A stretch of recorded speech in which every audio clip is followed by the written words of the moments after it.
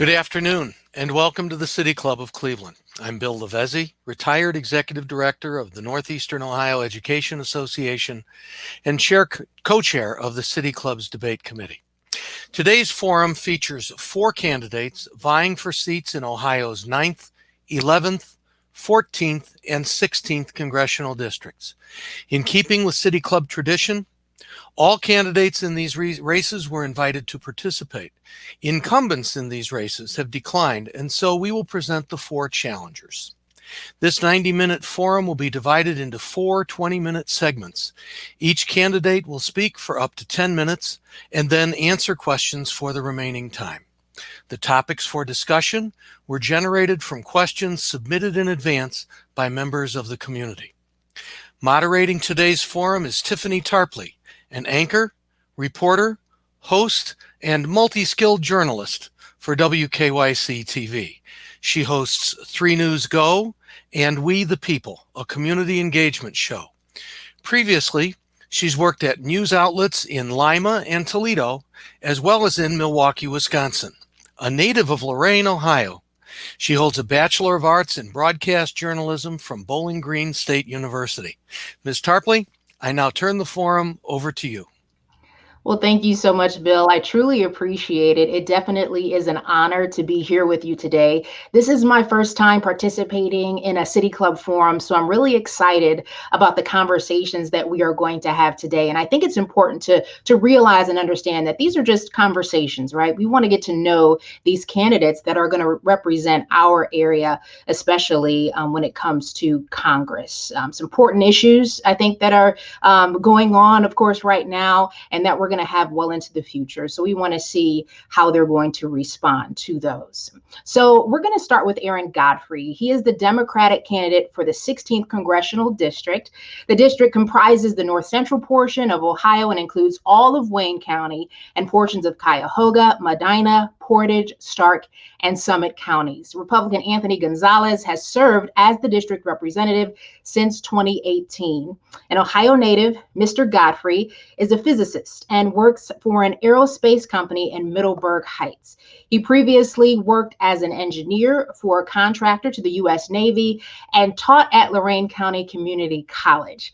He received his bachelor's and master's degrees in physics from Miami University. He also serves as a member of the Cuyahoga County Progressive Caucus, the Cuyahoga Democratic Party Executive and Central Committees for Westlake, and as Deputy Treasurer for the Western Cuyahoga County Democrats PAC, a grassroots funded PAC that helps to get local candidates elected. And he previously ran in 2018. So, Mr. Godfrey, thank you so much for taking the time. Welcome to the City Club. I already like the fact that we are both from Lorain County here. So I think we're going to have a pretty good conversation. And I also attended Lorain County Community College, but I want to give you the floor to go ahead and address our crowd.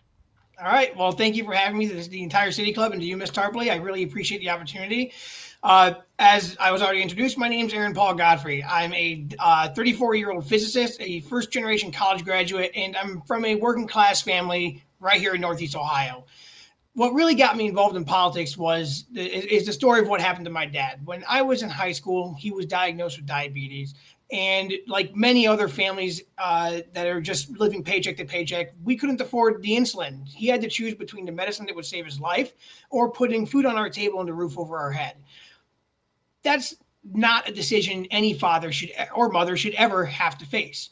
And it all comes down to a simple principle. Who does the government work for? Does it work for all of us? Does it lift up all of us and give us all the ability to fulfill our potential? Or does it only work for the privileged and the elite? For example, good healthcare, in my opinion, must cover everyone, especially those who are afflicted by COVID-19 or who have lost their job as a result of the pandemic. In July alone, we lost 5.5 million people lost their healthcare through no fault of their own, entirely because they lost their job because of the pandemic. But there's a lot of issues at play here. Like was already mentioned, there's a lot of complex issues that are facing this nation today, this year. The last 4 years have been exciting to say the least. But Congress has a big role to play here, and in my opinion, the incumbent in this seat has failed to live up to his role. Part of that role is to provide a check on the other branches of government, in this case, the executive branch.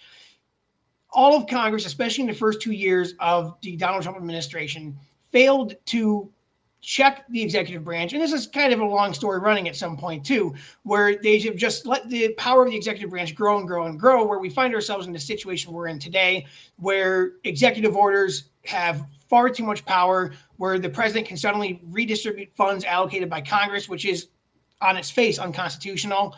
And there's a lot a single congressman can do to hold the government accountable, to force them to play by the rules. And honestly, our incumbent in this district just hasn't done that.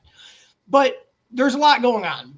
Climate change is a big deal right now. I feel like in Northeast Ohio, we're particularly blessed because it doesn't really doesn't have our day-to-day impact in our lives the same way it does in California or Oregon, where there's giant fires swooping across the land.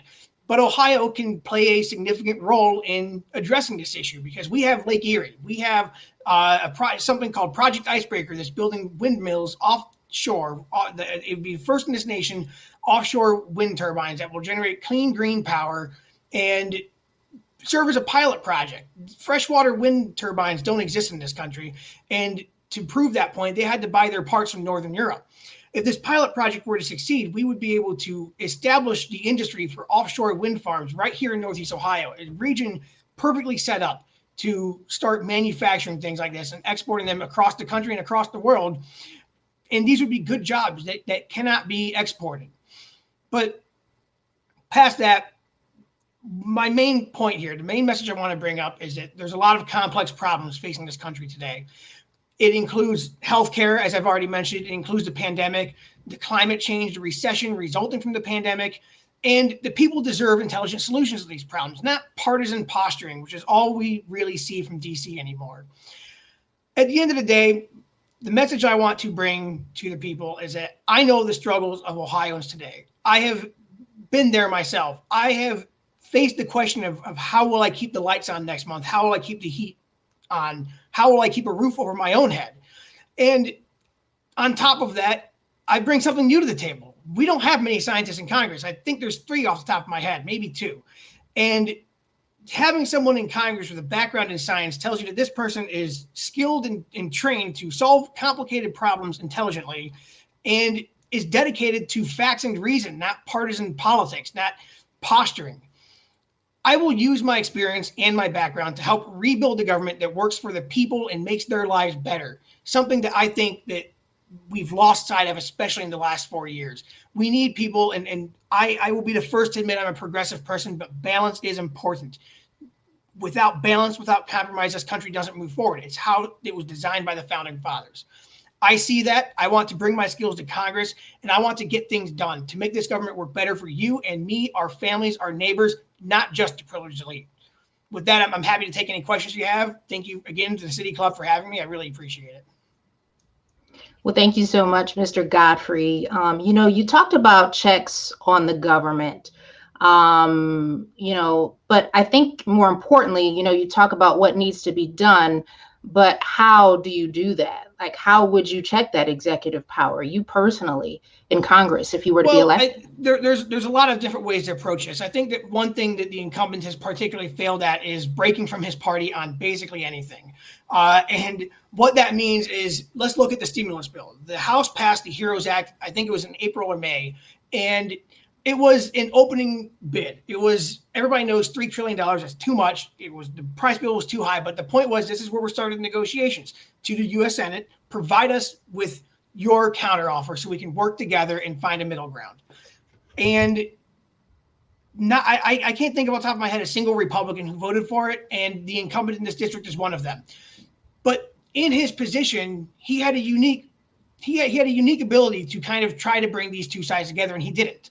He instead voted no, dismissed the entire thing, and I think that it's about, you have to think about strategy when it comes to things like this. Even if he had voted yes on that bill, it would have added at least a little bit of pressure to the Senate to take this seriously and to do something, because the caucus, the GOP, was not united in this denial. And that's one aspect. But I think that Another thing we have to look at, I mentioned earlier how Trump used money that Congress allocated for something else to build a pointless and ineffective wall on the southern border. And they need to be stronger in that. They need to pursue every legal action they can to prevent that. They need to be, the Constitution plainly associates the power of the purse to the U.S. House. And to have the president be affirmed by courts throughout this country that he can just arbitrarily change where that money goes is wrong. And it has to be pushed back by every single member of Congress. So you're willing to vote across party lines? Would Yeah, that be and accurate? I think, and I think that, and like I said, I'm the first to admit I'm a progressive person, but the founders set up this system to prevent huge radical change overnight. So we have to work within those bounds. We have to acknowledge that that's the way this system works. We have to stop calling the other side our enemy and be willing to work with them and talk to them to figure these things out. I think the last few years has put us in a bit of a partisan fervor. I think that, and it's really a rhetoric that's been building up for years, but we need to consider the fact that I'm a Democrat. I'm a progressive Democrat. Moderate Democrats aren't my enemy. They're not the devil either. Neither are Republicans or conservative Republicans. We all want to see this country succeed. It's about how we get there. And if we aren't even willing to meet at the table and talk about these things, if we're willing to instead just fire off some tweets that just send the markets plummeting in the space of 15 minutes, like happened yesterday when Donald Trump tweeted about the stimulus, then we're never going to get anywhere. And it's a lost practice almost. It's the idea of compromise, and there's a lot of reasons for it. There's a lot of blame to go around, but I don't want to get into that. I want to get into solutions more than anything else. And so being a progressive, especially within this district, how do you reach the voters? How can you? Do you think you can reach them and reach across the aisle even when it comes to campaigning? I think so, and I'll tell you why. I think that, first off, let's look at Sherrod Brown. Senator Sherrod Brown's, I think it was a second term he just got reelected to. I should know that off the top of my head. But he's a progressive guy himself, but he's always come across as a fairly pragmatic progressive where he believes all the right things and he fights for all the right things, but he's willing to come to the table and make things happen to make Ohio better off than it was a day before. That's how I like to cast myself as well. I am a progressive, but I'm also pragmatic. I support Medicare for all, and every day I'm in Congress, I will want to see something like that pass because it will save so many lives. But at the same time, the Affordable Care Act probably would have saved my dad's life. I don't want to burn down the house I'm in because it's not giving me everything I want. And I think that when you approach people on the campaign trail, which of course has been a little bit weird this year because of the pandemic, but when you approach people like that and say that we may not agree on the same ultimate goal here, but we both want to see more people covered by healthcare, more people able to afford it, then we really reach across the aisle because this is about the passion and the energy you put into it. Like I said, my entire life story kind of builds me up into this being a kind of a life-defining moment for me, because whether or not I can serve, I get reelected after one term in Congress or not, if in that one term I can manage to make healthcare more affordable and more accessible, if I can save lives in Ohio and across this country, everything I've ever done in my life will have been worth it. And that to me is what matters most, more than whether or not Medicare for all happens next year or in 20 years. You talk about Medicare for all. Is there anything that could happen, maybe if you were to be elected in your first term, that you would work toward when it comes to making sure everyone has health care? Like what are some of the first steps you could take in this seat? Well, I think that Vice President Biden has set forth a pretty good goal for intermediate steps just to make sure people are covered in the near term. I think that in light of the pandemic, we need to make Medicare available to every single person who has lost their health care because of the pandemic or has become who has caught COVID-19 or coronavirus. That alone will save a lot of lives, provide a lot of treatment to people who need it, and just make a big difference. And I know people who have had the cold, not coronavirus, they're willing to get tested for that, but people who just generally get sick, they don't go to the doctor because it can bankrupt them. I almost never go to the doctor myself because I grew up in a fairly poor family, and I just got used to you just get used to not going. It's just a part of life. And that kind of stress, that kind of it has an effect on your quality of life overall. If not just not if nothing else, the stress alone. But the immediate future, pandemic related, give Medicare to everyone who's lost their health care. Long term, the absolute minimum we should be able to do is a public option. That was originally a part of the Affordable Care Act, but it got knocked out of the bill at the last minute. I wonder now. I often think back to when those negotiations were happening. If the public option were still in that bill, how much better a position we'd be in, how much better our quality of life would be, how much better our healthcare would be. Because if nothing else, the public option will check insurers and ensure that their rates stay low because they have to compete against the government now. You know what? I do want to talk a little bit about education with you. Education reform is one of your platforms. You believe that public schools and universities should remain tuition free, as well as free access to vocational schools. But according to New York Times, eliminating tuition for all public schools and universities would cost at least $79 billion per year. How would you achieve this?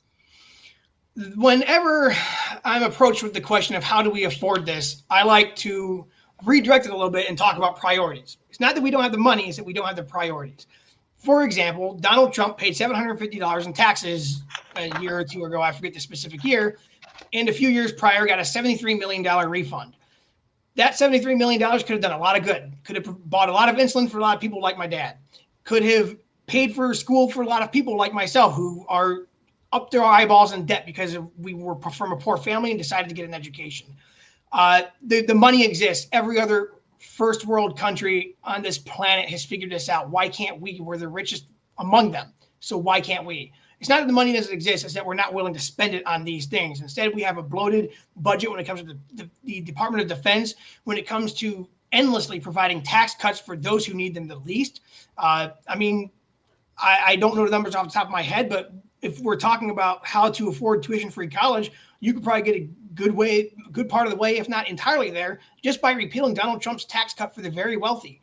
That tax bill has been shown by studies to not have really benefited the middle class, from like those making less than like $400,000 a year, and has in the meantime helped dry up our treasury. We've been posting record deficits in the last 3 years, partially because of the pandemic, but also partially because we're governed by a party with no real governing philosophy except to beat the other side.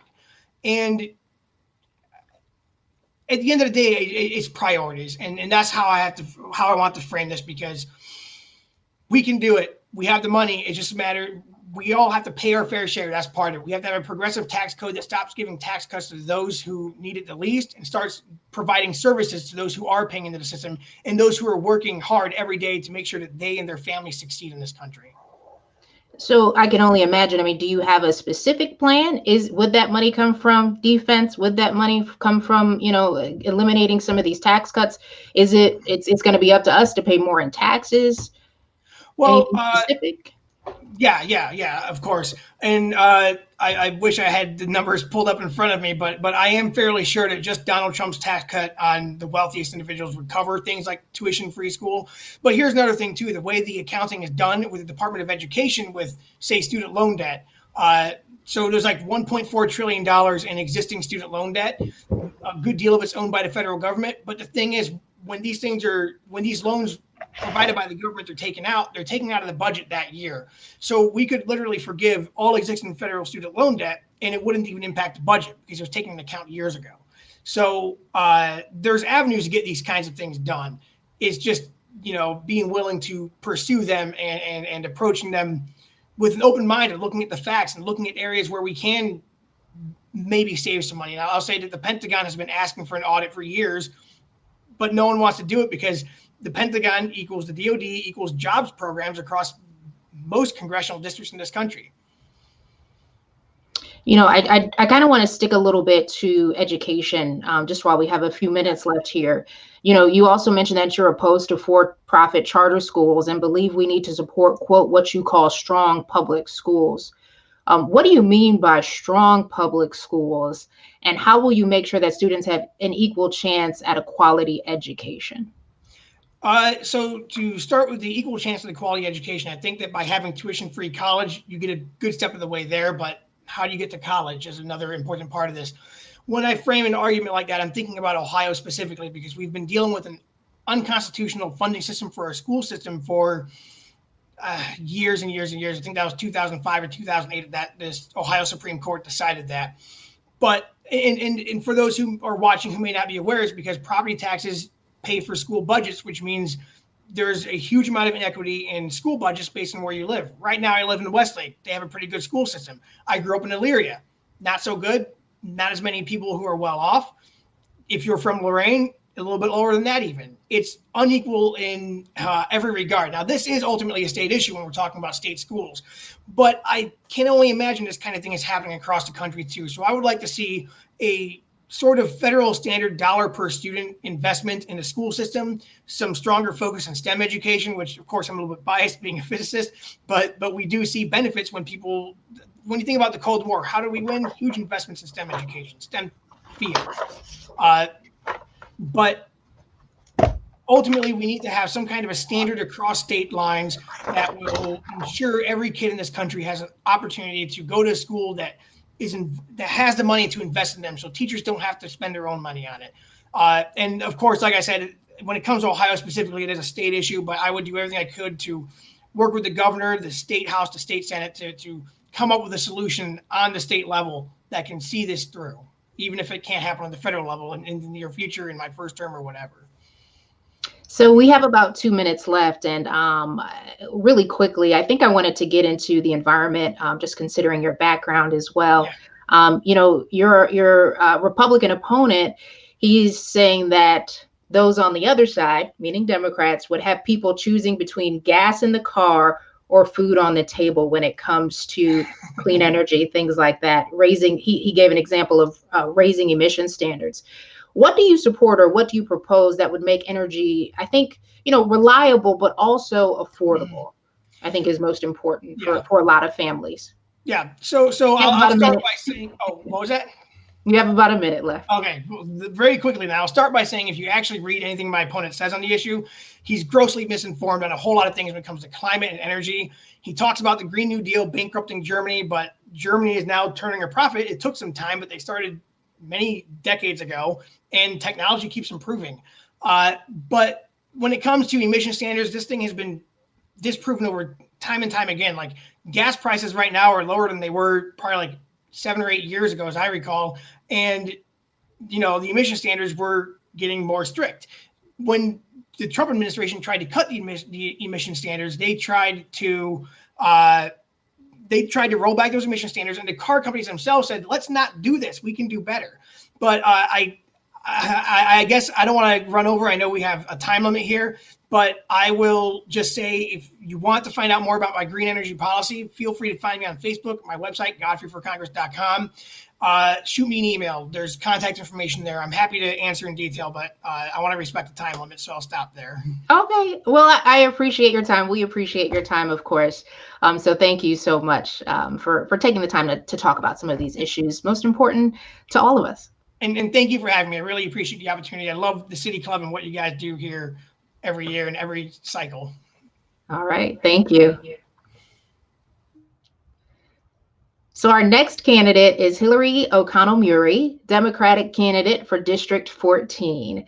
And the district comprises the northeast corner of Ohio, including Ashtabula, Geauga, and Lake counties, and sections of Cuyahoga, Portage, Summit, and Trumbull counties. Republican David Joyce has served as the district representative since 2012. A Parma native who grew up in Paynesville, Miss O'Connell Mueri is a former naval flight officer and an attorney. She joined the Navy through ROTC during her undergraduate studies at The Ohio State University, later becoming a commissioned flight officer and serving in Iraq. After leaving the Navy, she practiced law and aviation products liability, as well as pro bono side practice helping battered women. And she received a bachelor's in aviation engineering from The Ohio State University and a law degree from the University of San Diego. So thank you so much. Welcome to the City Club, and thank you so much for your service as well to this company. Truly an honor to serve, and thank you so much for that fantastic introduction, Ms. Tarpley. I really appreciate it. And thank you as well to the City Club for hosting us today. I really appreciate all the time and effort that goes into putting something like this together. Without ever knowing me, my grandfather taught me all that I needed to know about service. He had just one dream growing up, and that was to pitch for the Cleveland Indians. And growing up in Parma in the 30s, what else would he have dreamed of? He was actually great. He was a pitcher who was so talented, the Indians drafted him in 1941. He got to their farm club, the Appleton Papermakers, and threw 2 no-hitters in 1942. But it was wartime and his country needed him. So my grandfather set aside his baseball career and enlisted in the Navy. By the time he got back, his shoulder wasn't the same at all and his baseball window had closed. But here's the thing, he never complained about it, ever. My grandmother, who would raise their 8 kids alone after he died too young of colon cancer, said that she had never heard him say a harsh word about the dream that had been taken from him. And that's because he was a patriot, and he placed service to his country above all else. That's what we do in Ohio. We serve.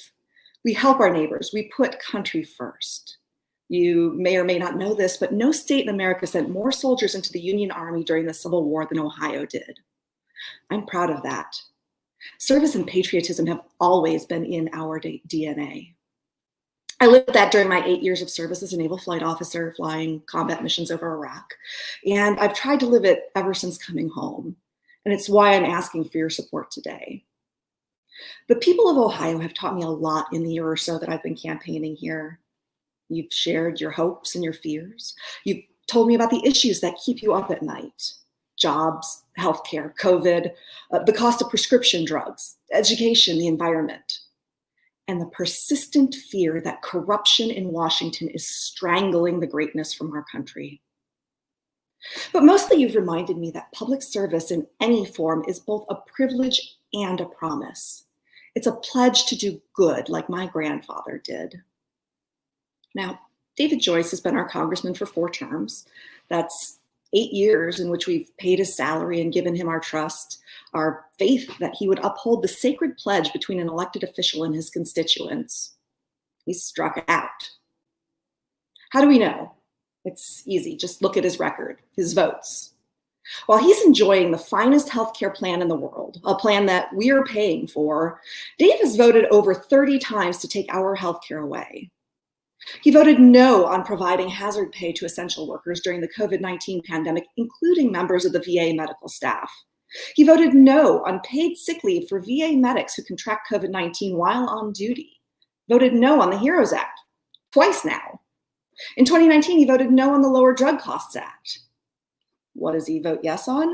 Well, he voted yes on a tax plan that gives 83% of its benefits to the wealthiest 1% of Americans. How many of you woke up this morning thinking, gosh, I wish we could do something great today for the country's wealthiest 1%. I mean, they're having such a hard time right now. He voted yes on weakening the EPA, yes on lowering pollution standards for the air we breathe and the waters we fish. Every time that David Joyce has to choose between the people and the powerful, he chooses the latter. And of course, there's great rewards for these kind of votes.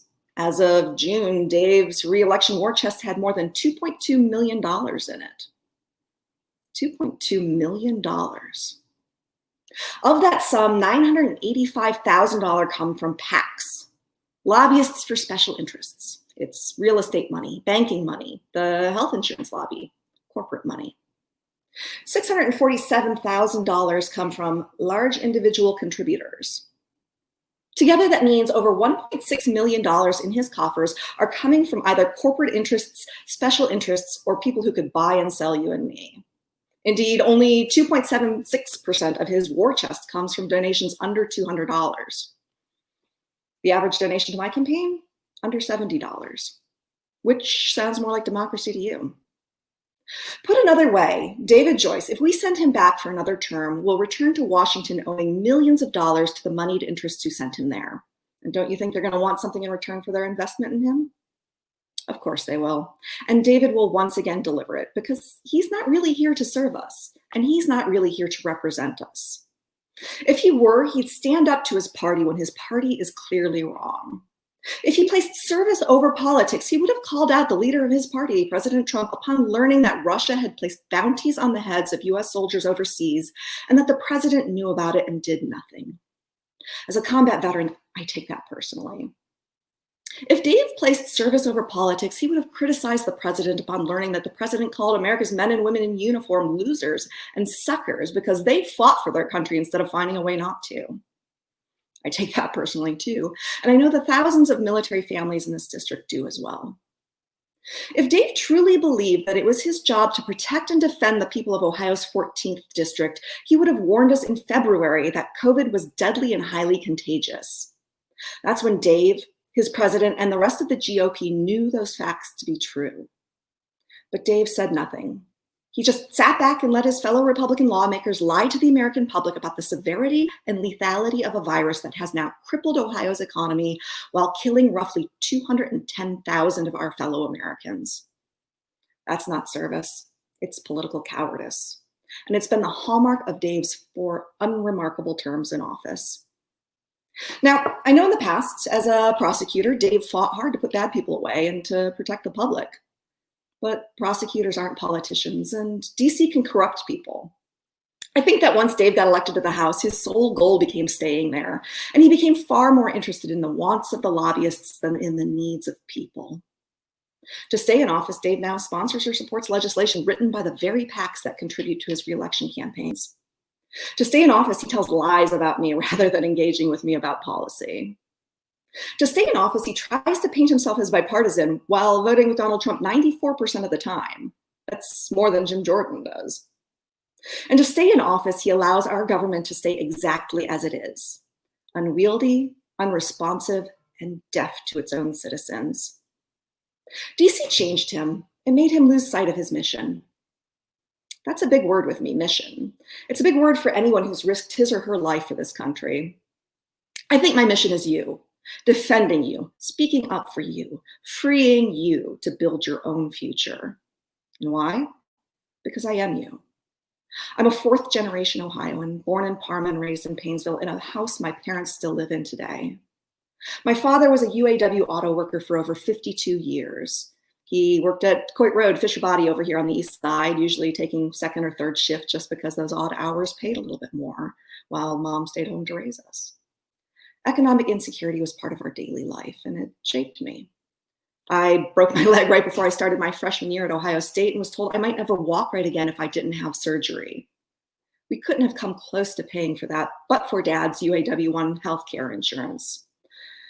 I paid that back by studying my tail off and joining the Navy. I faced enemy fire to support our troops and my fellow flyers. I also paid it back by taking on countless pro bono cases when I came home and became a lawyer, largely helping women in their escape from domestic violence. And I'm paying it back today by standing before you as a candidate for office.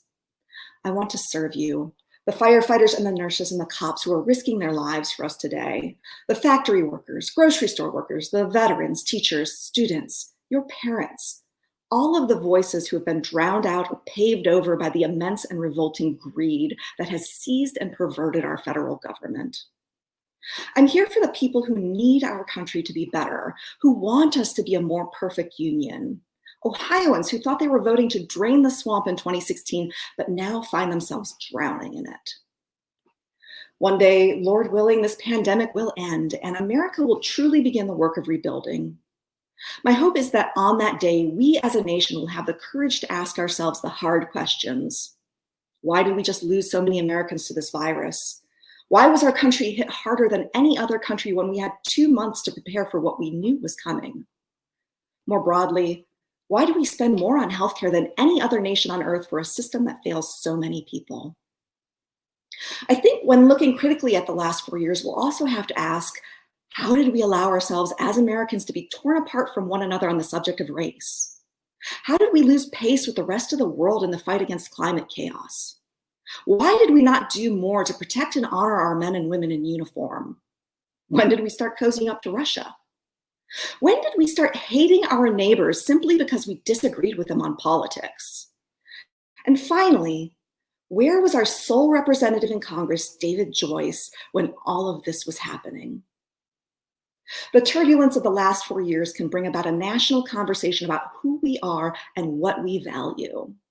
If I'm in Washington, your voice will be a part of that conversation, and we'll get closer to that great America that we all long for. That's our choice now, change or more of the same. A sense of mission or 2 more years of special interests polluting our government. Representation or politics. My name is Hillary O'Connor Mueri, and I'm ready to serve. Thank you.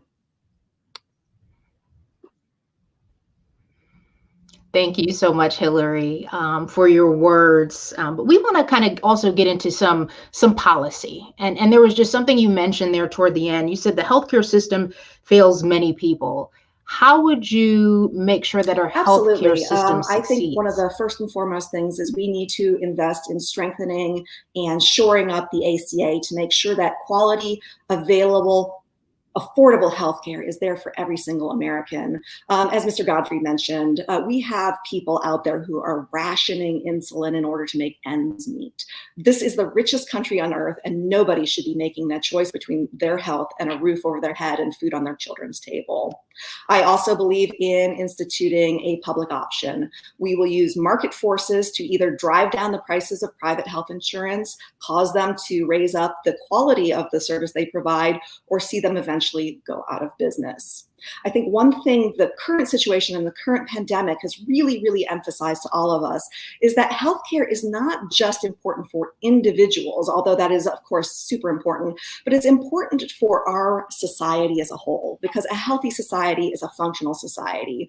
We've got people out there right now who can't afford to go get a COVID test, so they don't even know if they're ill and spreading it to their family and to their coworkers and to their neighbors. We need to make sure that people have access to stay healthy and to make sure that they're healthy for all of us. So in the end, I think that it's a priority that we need to be investing in as a society for the good of our society. And I also, want to get to this idea of something that you say, country before party, bipartisanship.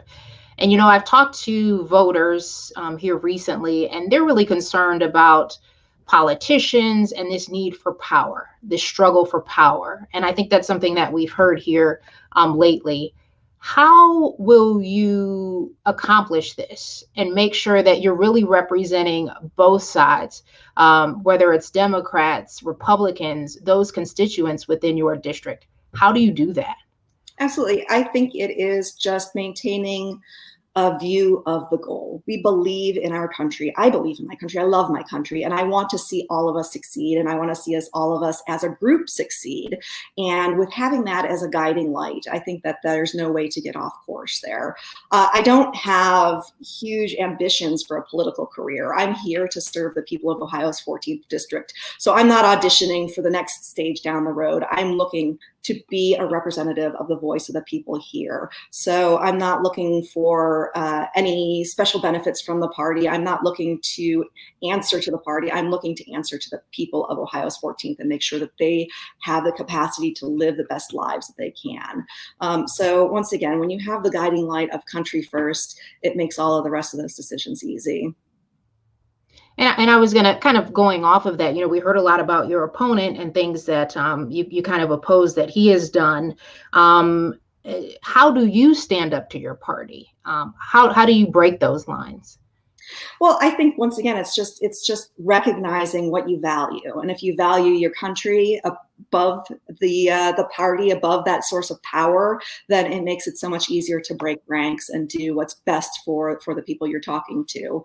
I think the first and foremost way you do that is simply by engaging with the constituents and understanding what it is that they want and what it is that they need, as opposed to hiding and only meeting with lobbyists and the people who can dump tons of money into your campaign finance buckets, which is one of the reasons why I refuse corporate PAC money, so that I can make sure that I keep that clear sight in mind of who I'm representing and why I'm there. In the end, it's a lot of Washington boils down to money and power, as you mentioned. And when you're not on that gravy train, it makes it a lot easier to keep the focus on the constituency. I did want to talk to you a little bit about gun control. And I want to know, what is your position on the need for added gun control legislation? Absolutely. As a combat veteran, I have no qualms whatsoever by saying that weapons of war do not belong in the hands of people on our streets. There's a lot of low-hanging bipartisan fruit out there that we should be engaging in right now. For example, 9 out of 10 Americans believe in universal background checks. Why are our politicians not on that? This is something that the vast majority of the American people believe in, closing the gun show loopholes and making sure that we're keeping dangerous weapons out of the hands of dangerous criminals, which is then of benefit not only to everyday people and our children, but also to our law enforcement. So I think that is a really fantastic place to start. We also have seen over time that regulations like the assault weapons ban have statistically reduced the rates of crime, once again, benefiting us all. So there's a lot of really low-hanging fruit that we can attack bipartisanly in order to serve the American people and what they want. Another thing that I've noticed is the opioid crisis, something that's very important to you when it comes to policy, also your opponent as well. What's going to make your policies different than his? Well, I think the number one thing goes back to campaign finance issues. Mr. Joyce has tens of thousands of dollars in his campaign war chest coming from opioid distributors and manufacturers. We are not going to get out of this crisis by allowing those people who got us into this mess to write the legislation that is supposed to get us out of it. We need to make sure that we hold those people accountable and make sure that we hold them accountable in a financial sense so that we can get treatment programs out for the people who have been harmed by their greed in putting all of these drugs on our streets. Also, let's look at how many times Representative Joyce has tried to take away our health care. You can't treat addiction if you can't afford to go to treatment.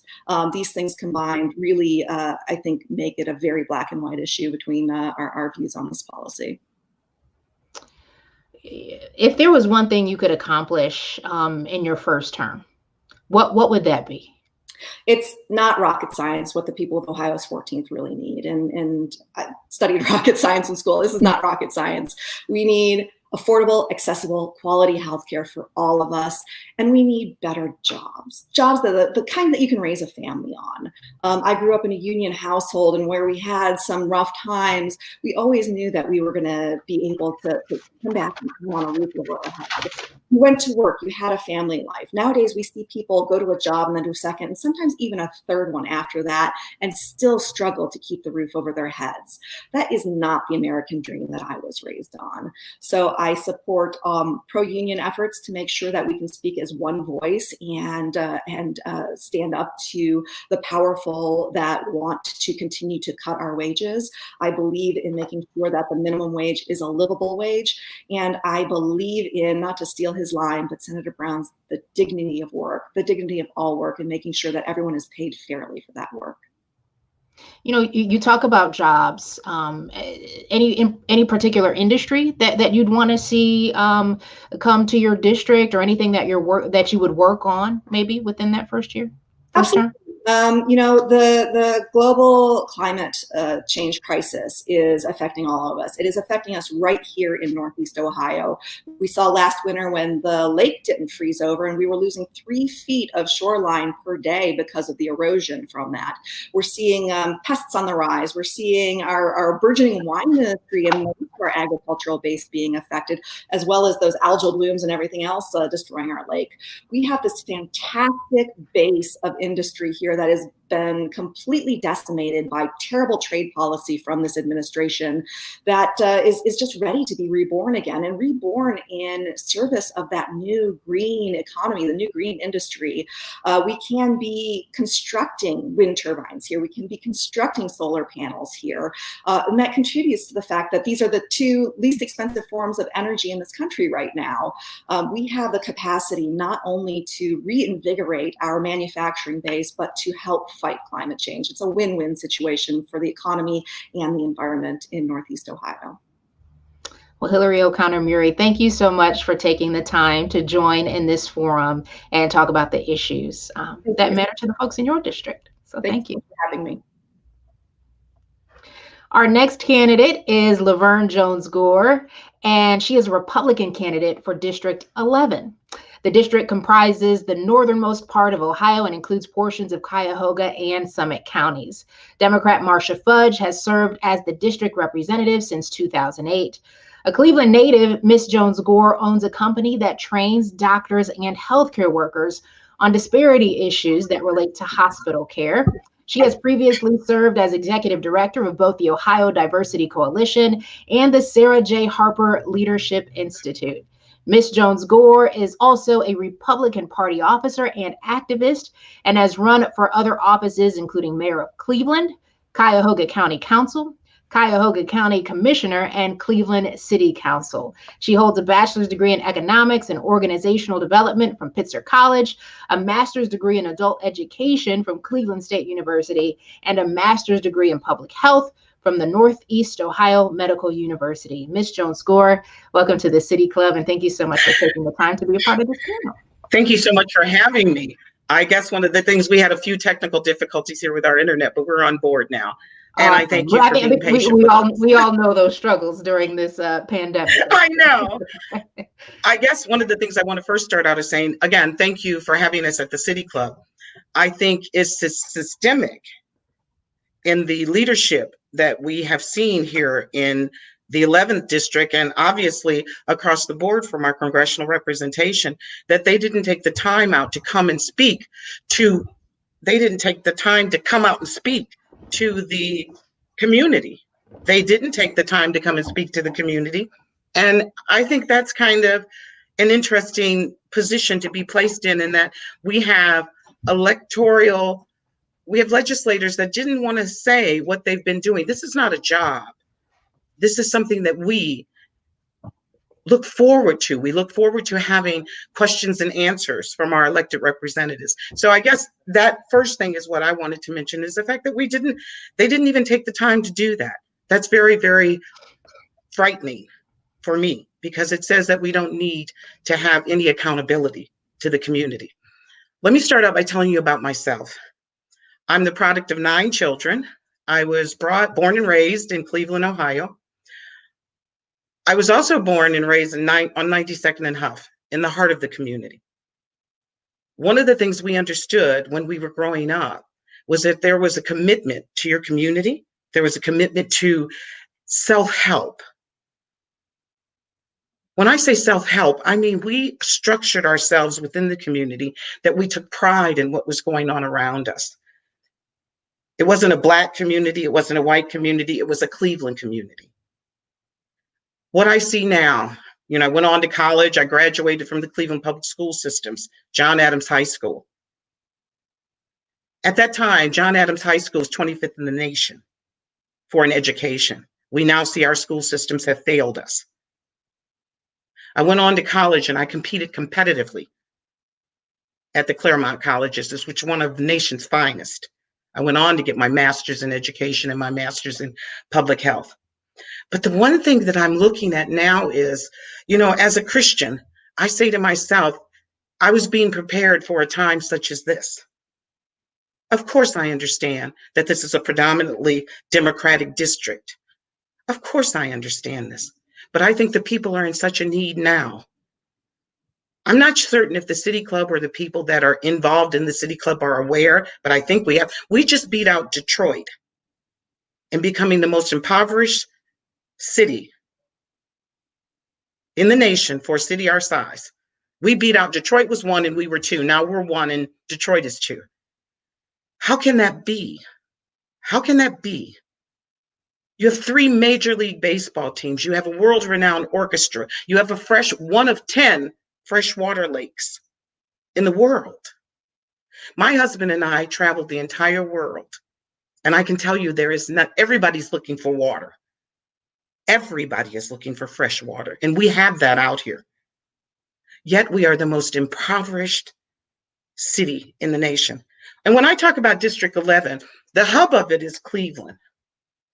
We have some of the wealthiest districts. We have cities included in our district. We have Pepper Pike, we have Beechwood, we have Bath, we have Fairlawn on the opposite ends going toward the south in Summit. So we're surrounded wealth, and then we're encapsulated with poverty. How is that?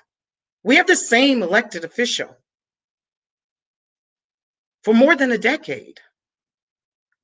Yet our people are failing to thrive. One of the things that I have committed myself to is a commitment to the community. The community says, I walk these streets all the time, and you're saying I ran for those offices. Yes, because I saw the problem then. I've seen the problems that have occurred in the 11th district because I grew up. It was the 21st district when I grew up. I've seen the East Cleveland. That looks like a war zone in many districts. I've seen the projects in public housing within Cleveland. These are all part of our districts. The 11th district. I've gone into senior buildings where we've placed our seniors in these buildings, and yet we didn't make sure that they were cared for. We didn't make sure that they had adequate ventilation, air conditioning, heating. It's incredible what we have allowed to happen in this district to our seniors and our young people. We have a 66% illiteracy ratio. And what that means is we have people within our district that cannot read and write. How do we justify that? How do we justify that? We have Cleveland Clinic, one of the world-renowned hospitals. We have university hospitals, world-renowned. We have Metro General Hospitals, world-renowned. We have Case Western Reserve, John Carroll University. All of these exist in the 11th district, yet we have 66% illiteracy. You see, one of the things that happens when you're talking about a congressional seat, I think that many of the congressional candidates that failed to appear today, they've become consumed with national attention. And when you're talking about national attention, then sometimes you forget what your obligations and your duties are as elected officials from the district that you represent. We can't always be consumed about being on the national stage when you have 66% illiteracy in District 11. When you have our seniors living in conditions you can't even imagine. When you have neighborhoods who are riddled with crime every single day, there's another crime. You don't run for office because you get awards for doing this. You run for office because you're sick and tired of what is happening within the community. God has been very good to me growing up on 92nd and Huff, but 92nd and Huff was not 92nd and Huff. It was wonderful. We had teachers. We had working families. Everybody in the community had mom, dad, and we took care of each other. We didn't have the decay that I see with today. No, 2 days ago. 2 days ago, the Bloomberg report. They said a tale of two cities and growing inequality within the Cleveland. They talked about a family in Lakewood who bought a house and how prices and products and things were rising. And they got caught in a bidding war. The property is so hot. And then they talked about a single mom who in the Mount Pleasant district, because of the fact that we shut down for COVID, which we had to do, we had to make sure everything was right. But she is losing her home, not her home where she rents. Rents are atrocious. And they're paying this rent to outside investors. People are coming in and buying up the properties and charging a normal, just ridiculous rents. We had a stay on evictions up until September 2nd. That no longer exists. Does anybody question what's going to happen to those people who have been put out of work? They have no money because of COVID. Businesses were closed. Has anybody questioned what's going to happen to those families? No, we're playing partisan politics in Washington. And Washington, I think it's great the interaction that's going on, but we have to be worried about what's happening to the people right here in District 11. We have one of the wealthiest districts and we have one of the poorest districts. Somebody's not paying attention. Somebody is our current elected official, not even to the respect that we can question and ask why this is happening. Why is it happening? But you won't even give us the dignity of coming to a place, an established place like the City Club, and saying to ask me questions, let me tell you what I'm doing, because that lends us to believe that maybe you're not doing what we sent you there to do. This is not a job. Congress is not a job. Congress is a commitment to your community. And if you're not committed to your community, then you need to come home. And you need to let someone else take us in a new direction that will afford us opportunities for education, healthcare, fair housing. We need those things in District 11. And we need a cooperative spirit within District 11 that will make sure that we thrive and remove ourselves from the #1 poorest district in the country. This is outrageous. We ought to all be ashamed of this. But we ought to be ashamed of the people that we have sent to represent us that allowed this to happen. This just didn't happen 3 years ago. This has been a constant decline. We've had the same representation. We've had the exact same representation for the last 10, 12 years. And this is where we've come. We need to push ourselves into a new direction. And if we don't, there are going to be some people here who are going to suffer like you have never believed, because after this situation where our state has been locked down and businesses have been closed, who do you believe is going to be the most affected? The least of us. I believe that it's my time. I believe that the Lord has prepared me for right now, for times such as these, where people are frightened. They don't know what's going on. They don't understand. The pandemic has frightened us all. I believe that I am prepared for times such as these, and we need to take our district in a new direction. I'm excited. I'm very excited about what's going to happen. I'm very excited about the future. We need jobs. We need education. We need training. We need fair housing. We need to be believing again that our healthcare system can work for us, especially after the pandemic, and especially after people who have not had adequate healthcare because they have not been allowed to get it because of the pandemic situation. We need to believe again. We have all of the ingredients for success right here in District 11. We have all of the ingredients. We just need a leadership that can take us in the direction that we need to be going in. I ask for your vote. I ask for your vote for Congress in District 11. Thank you. Thank you. Thank you, Ms. Jones-Gore, for those words and that passionate address. You know, you talked a lot about poverty within the district you want to represent. Can you talk go a little bit deeper into what policies you would implement on a federal level that could help the people in your district who are dealing one of the things you have to keep in mind is when you're talking about on a federal level, there's 400 and some congressmen, right? So you have to have a cooperative spirit and you have to work across the aisle. I don't believe any initiatives have been put in place that recognizes specific districts. We have to bring to light, when we go to Washington, we have to say to them, listen, this is what's going on in District 11.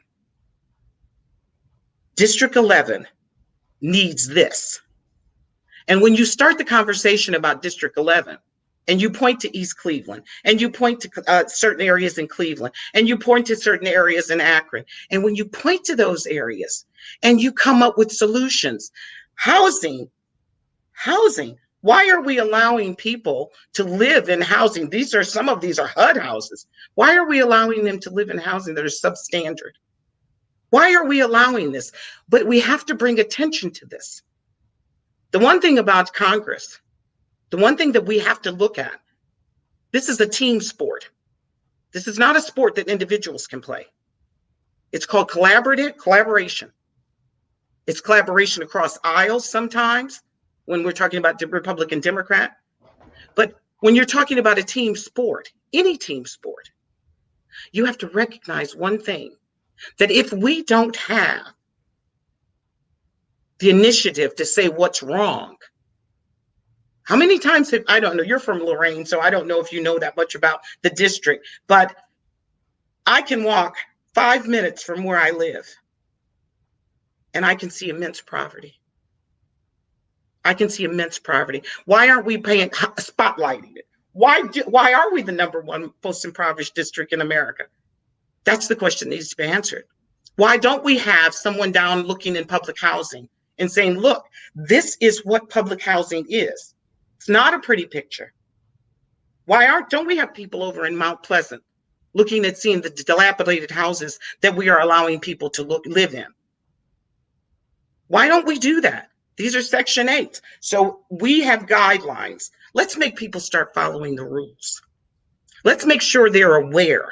Let's put a face on poverty, because I don't think we're putting a face on poverty. We have to acknowledge that it exists. We have to put a face on it. And once we put a face on it, everybody's going to have to pay attention. It is my intention to go to Congress and put a face on the poverty and the things that are happening in District 11. I'm not trying to gather national attention, but if that's what's necessary to get us funding and to get the attention paid, because it doesn't come down to anything else other than the fact that we have an opportunity now. We have an opportunity. The country has a lot of chaos going on. We've seen what happened. We saw George Floyd. We saw the reactions. We know that there are great disparities going on. Those disparities have to be addressed. We saw prison reform. Every day somebody comes on my and said, this guy got locked up for nothing, right? Or he got locked up erroneously. We know we have a race problem here. We have a race problem. Fortunately, District 11 is a minority majority district. So the race problem is very clear cut here. We have to put a face on this. We have to, as a nation, resolve the issues associated with racial inequalities and disparities, because they do exist. And anybody that's not facing that. And when I go to Washington, one of the things that my hope is that we're going to address it, because every 4 years, we cannot look back and say, oh, we have another race problem. Let's solve it. Let's become the great nation that we were meant to be. But we have to put a face on it. We do. Poverty has to have a face. And until we do that, as I told you, my husband and I traveled to the entire world. There's no greater country in the entire world, from my perspective. And I didn't just travel, I lived in different countries. This is the greatest country in the world. Even our poverty is not bad when you compare it to some poverties around the world. But we have to put a face on this poverty, and we have to put a face on inequality as it relates to that poverty, because I think that's going to help us solve many of the problems that we have here in the United States of America. And as a representative of Congress, I believe we need to put the face on it. We need to put the face on racism. We need to put the face on poverty. And we need to put the face on education, healthcare. All of those issues are something that we have not put a face on it. And we need to stop arguing in Congress and start focusing. You know, there's something else I do want to bring up. We have a few minutes remaining here for this conversation. You know, there are several issues that you've talked about for your campaign, but one of them is also improving police training. What exactly does that mean for you? And I'm also curious to know if you support the Federal Justice and Policing Act. Let me tell you something. As far as, you know, I believe in the police. Now, you know that. But, you know, it's like my son said to me the other day. He said, you know, when you hear that whoop come up behind you, when the police are coming to address a situation, I don't care what color you are. You're tense.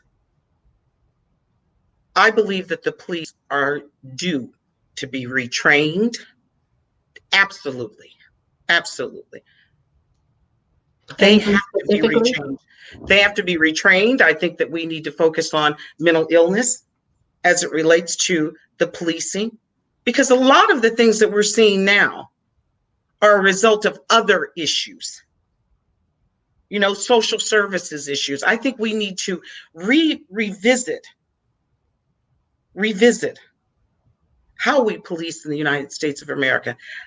I do believe, see that here's the dividing line, that there are some, once again, some racial disparities as it comes to police conduct. But I think that can be resolved with retraining. I also believe that can be resolved by community policing. But the biggest issue of all is we have to come together as a group and say, what are our expectations of the police? I mean, what do we send them out there to do? Do we send them out there to be social service agents? Do we send them out there to be, mental health agents? I have a big problem with the fact that if you're African American, you don't get arrested. In some instances, you get shot. Of course. Of course. I have that problem. I watch it on TV like everyone else. The chances of you not making it through a police arrest, if it's of a magnitude, if you have this big tattoo over your body, like I have, is something very, very important to me. And every person out there that I've talked to, they're afraid of the police.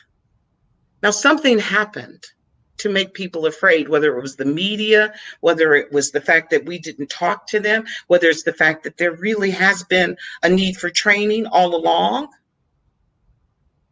Something happened to have this disconnect with law enforcement. And believe it or not, it's not just white police and black versus black police, it's the police. So something we've done as a society has caused us to think that there is a problem with how we police. And I believe that once we do that with community policing, I'm not certain, and I ask my sisters this a lot because I'm one of 9 children. When we were younger, the police were very active in the community. My concern is, what happened to those days? What happened to when we could count on the police as somebody we trusted, somebody that was very, very active? I believe that we have to change the way we do policing. I think I just got told that I'm done. Can I just say? I will ask, just a quick yes or no. Do you support the Justice in Policing Act? It's yes. Something that your opponent does. Okay. Well, thank you so much. We appreciate your time, Ms. Jones-Gore. November 3rd, Laverne Gore for Congress. All right. Thank you so much. Thank you for your time. Have a good day. You as well. Thank you.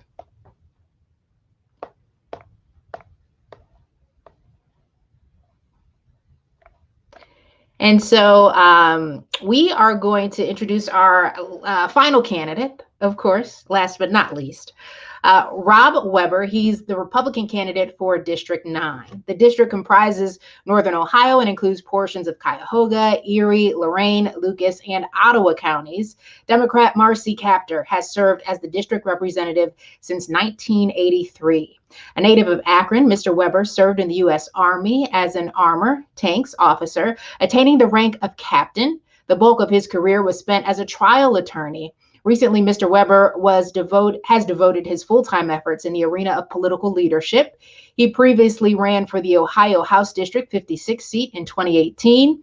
He holds a bachelor's degree in environmental engineering from the United States Military Academy at West Point, an MBA from the University of Louisville, and a law degree from The Ohio State University. Mr. Weber, thank you so much for taking the time to be a part of this panel. Thank you. It's a true honor to be in front of the City Club and all its membership and viewership today. I'd like to start with, this year cannot be a starker choice for the voters. If you support defending the lives of the unborn versus being opposed to unrestricted abortion, maintaining the Second Amendment as opposed to radical gun control, which will make all semi-automatic weapons as well as all handguns illegal. House Bill 5717 is pending right now that will do that. If you support lower taxes as opposed to increased taxes for all, if you support protecting our religious freedoms versus turning our society into a secular, non-religious place to live, if you support energy independence for America as opposed to AOC's Green New Deal, all of which are really about preserving our constitutional republic versus turning America into a socialistic regime, then the choice is very clear this year. You must vote for Republican candidates at the federal level, including myself. Shifting gears now to three issues that are particularly relevant to the 9th District that I would like to talk about briefly. First off, I very much support law enforcement. I am the law and order candidate in this race. I am very proud to have been endorsed for the first time in modern history by the Toledo Police Command Officers Association. I believe very firmly, and gotten feedback as such, that the residents of the 9th District, the hardworking regular folks of North Coast Ohio, do not support this rampant lawlessness that is sweeping across our country at this time. I also think it's very important to bring back good quality and high-paying jobs to the 9th District and all of America. The last 4 decades have seen literally thousands upon thousands of good jobs go overseas, largely as a result of NAFTA, which was passed in the 90s by the President Clinton administration. The auto industry alone in the 9th District has seen over 50,000 jobs leave since the mid-90s. Our current congressman voted no on the USMCA trade agreement, which was recently passed by Congress and supported by President Trump and his administration. That agreement will bring back many jobs and replaces NAFTA. The USMCA was widely supported, bipartisan, including literally almost all, 90% plus Democrats, and literally 99% of hardworking union men and women. I would support policies that provide incentives for companies to bring back their jobs from overseas and employ our hardworking residents of the North Coast. Ohio has great sources of clean and viable energy. We are very blessed with that, particularly nuclear energy that's relevant to the 9th District. The Davis-Besse nuclear power plant is here. It employs over 4,000 people, again, in very good quality, high-paying jobs. Nuclear energy is the safest, cleanest, most reliable, and efficient source of energy that there is. I contrast that with what the Democrats and Marcy Kaptur openly support in Ohio, which is putting windmills or wind turbines on Lake Erie, which would end up being an environmental disaster for our region. The irony and hypocrisy with this is that wind turbine energy comes under the Green New Deal's sort of environmental ideas, but the sad reality is here, locating them in or on Lake Erie would be a disaster. Most people don't know this, but Northwest Ohio, particularly Ottawa County area, is North America's #2 migratory bird flyway, just second to the Mississippi River flyway. And the wind turbines would be detrimental to all those birds. In addition, Ottawa County is America's #1 bald eagle hatchery. And we've worked so hard to restore over the last 20 or 30 years the bald eagle population, and they would be decimated by the wind turbines. Additionally, no one really knows, but clearly these would have an adverse effect on the fishery of Great Lakes, including the over $1 billion sport fishing, annual $1 billion sport fishing industry. Wind turbines would provide noise pollution, as well as what I call sight or visual pollution. They'd be an aesthetic nightmare for all of the lakeshore social and recreational industries, such as restaurants, bars, clubs, marinas, in addition to folks that live on the lake or folks that simply live in these lakefront communities. Ohio takes ownership of its Great Lake Erie, and no resident, including bipartisan, Republican, Independent, Democrat alike, no one wants to look out and see wind turbines littering Lake Erie. The plan starts with a trial run of about 5 or 6, but the plan will go to over 1,500 wind turbines between Cleveland and Northwest Ohio. That's a very bad idea. We should not do it. Lastly, I want to talk about sort of, again, the overwhelming sentiment in the community. I think everybody is tired of the career and professional politicians that litter Congress on both sides of the aisle.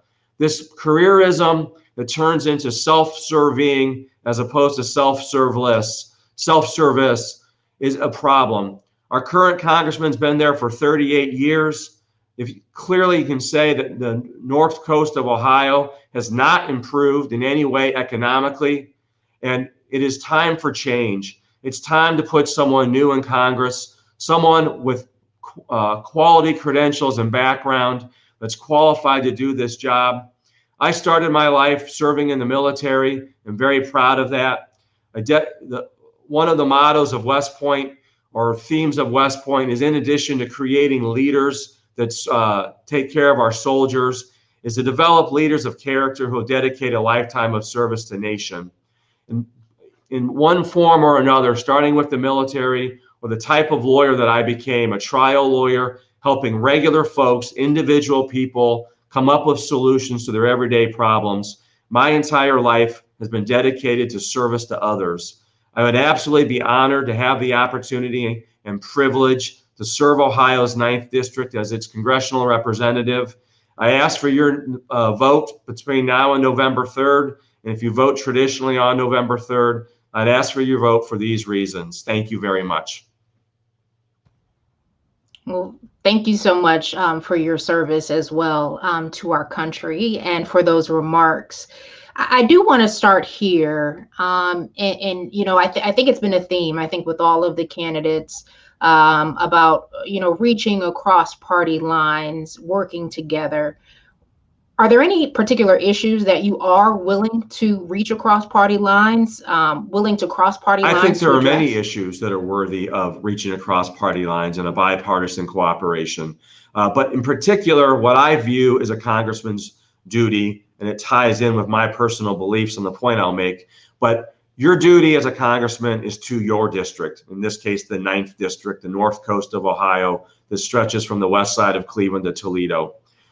Should not be influenced by what I call the East and West Coast power and big money influences. But I think so many congressmen make their decisions and make their votes based on that. As an illustration, I am one of the very few Republicans candidates at the federal level, at the congressional level, that I take an openly what I will call a pro-union or union supporting policy positions. The 9th District has many hardworking men and women in manufacturing style of jobs, blue collar jobs, and most or many of those are union jobs. I'd be very supportive of union positions and would follow through with that. And that is an example of bipartisan, an example of where I am very willing to now publicly, and I've done before, is go on the record and say that I would take a position that frankly, not many, if rarely any, Republicans would be willing to take. And I would support these union issues that are important. Right to work, prevailing wages. In the Army, I worked in a tank battalion, which was heavy equipment. As well as I'm a process engineer by training and worked at General Electric. I'm very well aware of providing for safety in dangerous work environments. So those are examples of where I would be very willing to do something that goes against what my party as a group would necessarily do. You know, one thing that you said that kind of stood out to me was rampant lawlessness. I want to ask, first of all, what do you mean by that before I get into my follow-up question? Well, I guess just these, some have been labeled peaceful protests. I would label them more violent riots that are happening all across America, particularly large cities like Seattle, Portland, Chicago, New York, other cities that are violent, lawlessness. The law enforcement in those cities has been hamstrung by their political leadership or just unable because it's gotten so far out of hand to maintain law and order. That's my answer to that part of the question.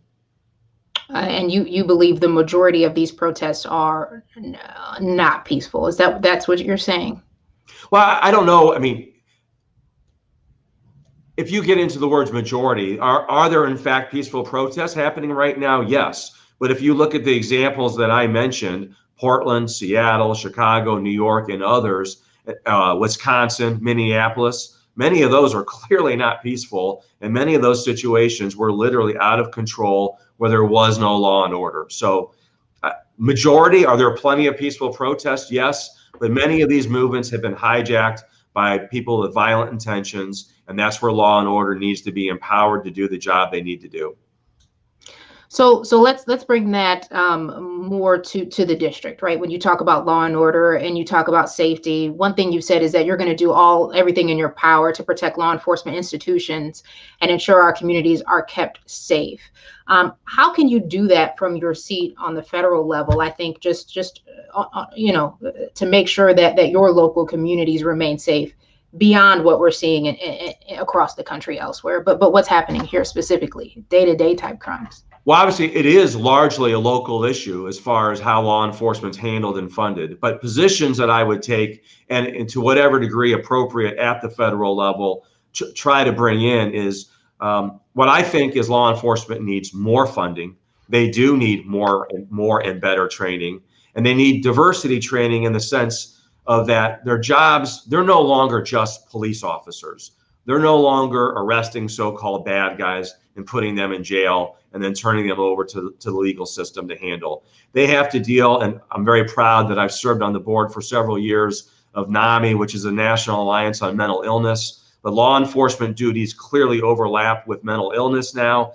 Many local agencies have in fact special mental illness trained officers that are available to respond for those type of calls, as well as addiction issues that again has become a big part of what a law enforcement officer has to do.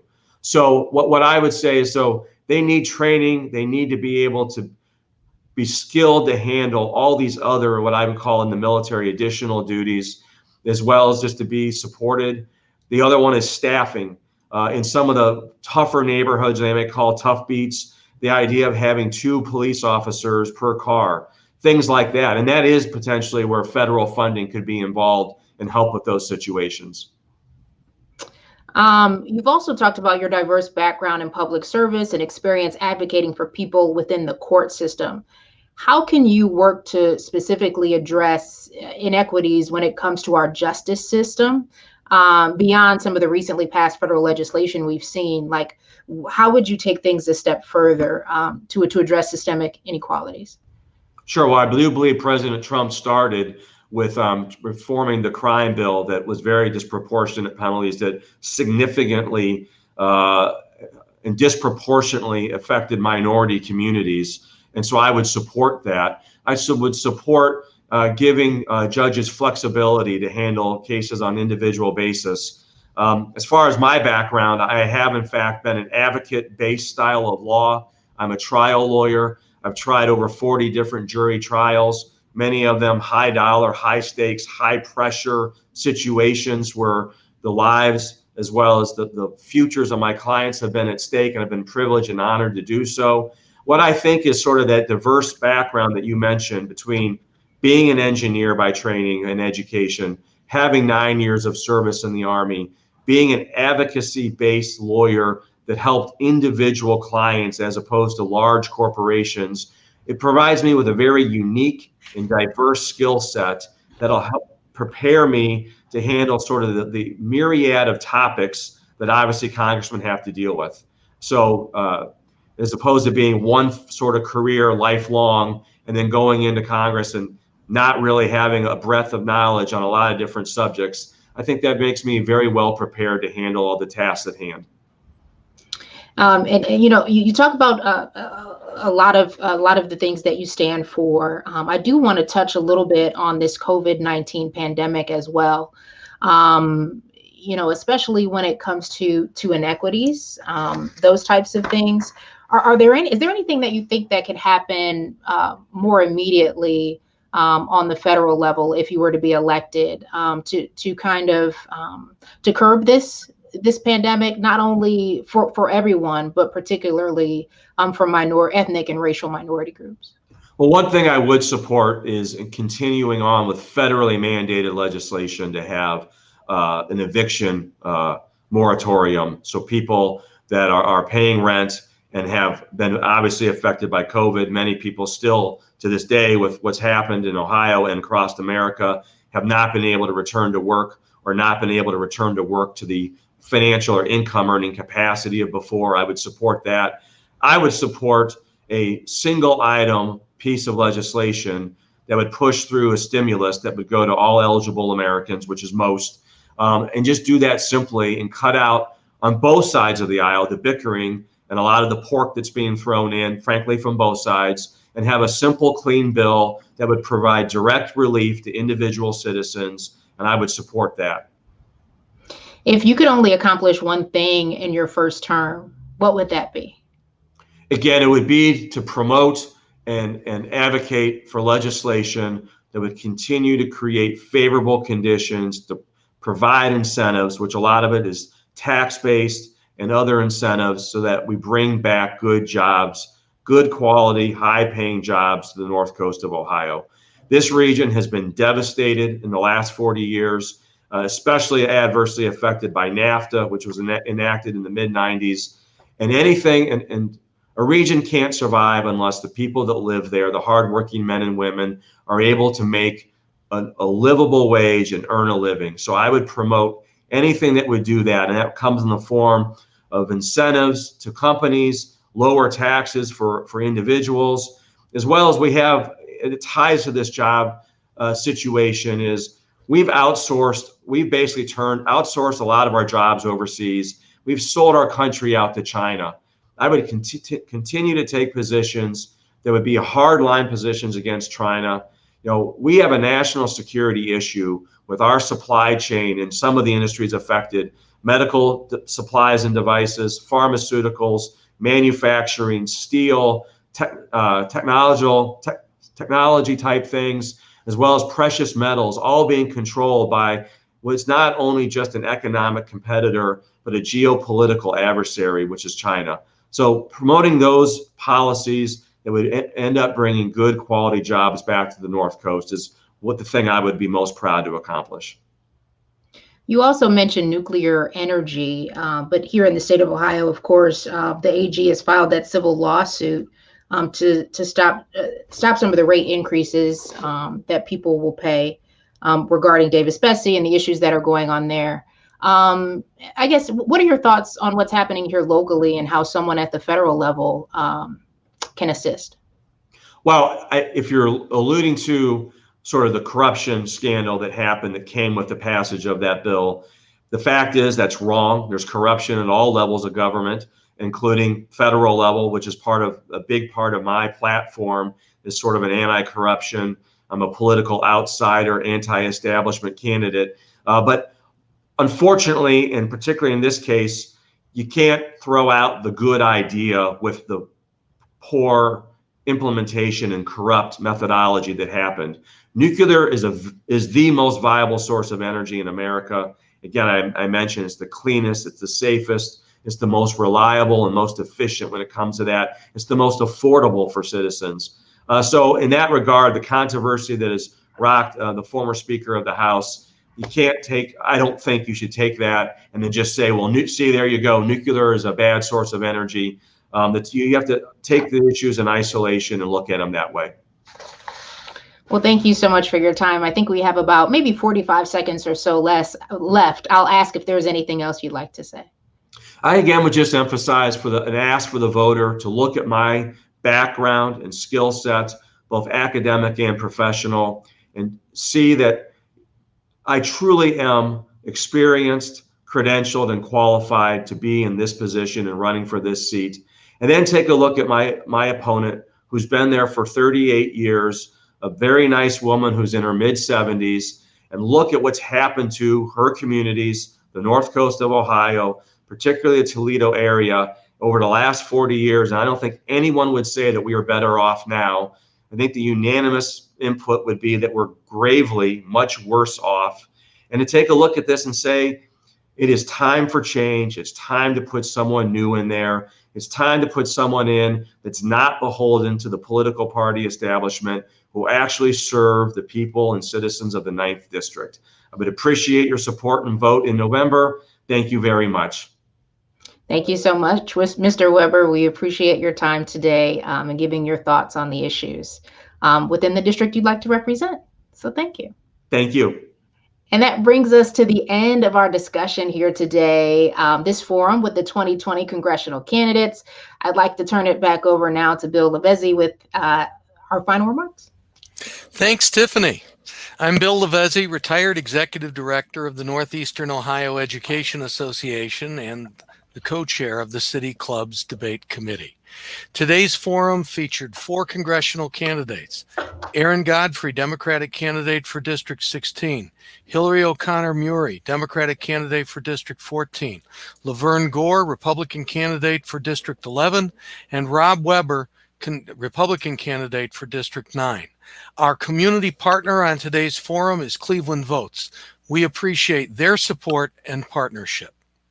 City Club virtual forums are sponsored by the Bank of America, the Cleveland Foundation, Eaton, the George Gund Foundation, KeyBank, Nordson, the Northeastern Ohio Regional Sewer District, and PNC, and the many more generous members, sponsors, and donors listed on our website at cityclub.org. Thank you.